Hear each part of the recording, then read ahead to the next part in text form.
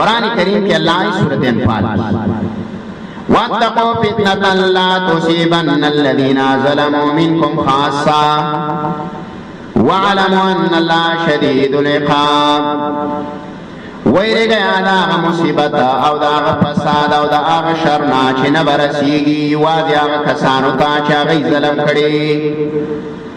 دا شر و فتنہ را روانا دا اللہ چی وادی آغا خلقو تا نرسیگی چی آغای ظلم کڑی آئی گناہولی بلکہ عام خلق پا بدے کے مبتلا نو کل چی ناروات وینی نو پکار دارا چې د الله نبی مونږ ته لاره ښوسلې ده هغې د بندولو درې طریقې د الله نبی منکر کار دی ولید په لاس باندې بند کا په لاس یې نشي بندولی د الله نبی په ژبه یې رد وکړه په ژبه رد نشي کولی په زړه کې کم از کم هغه منکر بد وګاڼه د ایمان کمه درجه ده چې په زړه کې یو سړی یو کار بد نشي ګڼلی د هغې سره اختلاط بیا کړي د بیا مداهنت وکړي دقا مداہینین او دا خلق مداہنت چکئی چا سترگی پٹئی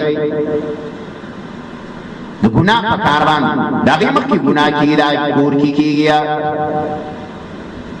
او بیا پا غیبان سترگی پٹئی دا بیا پا دی عذابونو کی مبتلا دا بیا یوشن اللہ رب العزت دی ماں او تاسو لرا دا دا سی شرونونا محفوظ ہے دریم روایت کے راجی رسول اللہ صلی اللہ علیہ وسلم فرمائی قیامت نمک کے بدا حالش سیاتی علی امتی زمان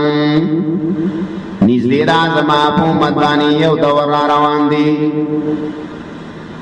یکتر فیہ القرآن چی پدی کے با قاریان حضرات سیوش قاریان بڑیر شیا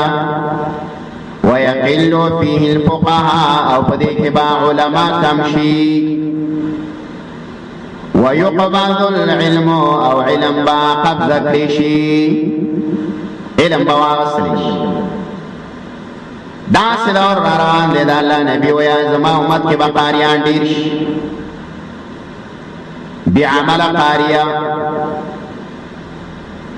او بیا د الله نبی ویا چې فقها به کم شي علما به پوه سمجدار به کم شي علم به قبضه شي او رسول الله صلی الله علیه وسلم فرمایي ويكثر الحرج او مرګونه به ډیر شي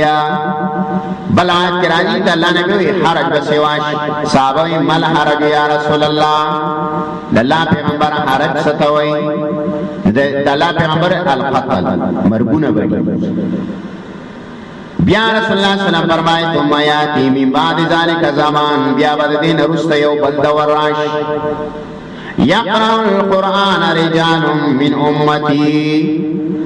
لولما قرآن زماد امتنا سخلق بی لا یجاوزو تراقیهم چدا غوید مرون بخت قرآن نزی کتب نزی قرآن دا غوید مرون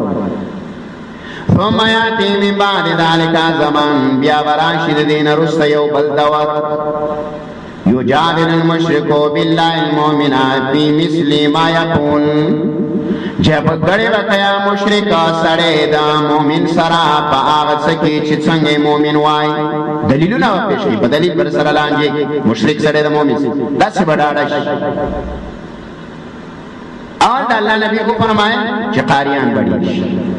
دینا مراد بعمل قاریان اسم گورا امت قاری دے حال دے دلہ نبی وی زمان امت اکثر منافقان دا قاریان دائی نور علم نہیں کرے دا قاری مثال دا جاہل نفس الفاظ غیاد کرے زمان مقصود دانا دے او دے حدیث پر تشریح کی ملا علی قاری داوئی چې زمون مقصود دا نه چې د خلق د قرآن د الفاظ او د تلاوت نه منع کو او یا د قرآن د حفظ نه خلق منع کو بلکې نن نشاندهي وای د هغه چا پیغمبر کړی را چې هغه په عمل قاری دا په قرآن باندې عمل نشتا او د قرآن قاری مرتبه ته څوک نشي رسیدلی خو چې کله با عمل رسول الله صلی الله علیه وسلم فرمایي حلال حلال ګڼي حرام حرام دا مرتبه ته څوک نشي رسیدلی هغه به د لسو کسانو شفاعت کوي چې کوم جهنمیان د خپل قوم د خپل رشتہ دار خو الا چې کله په قرآن عمل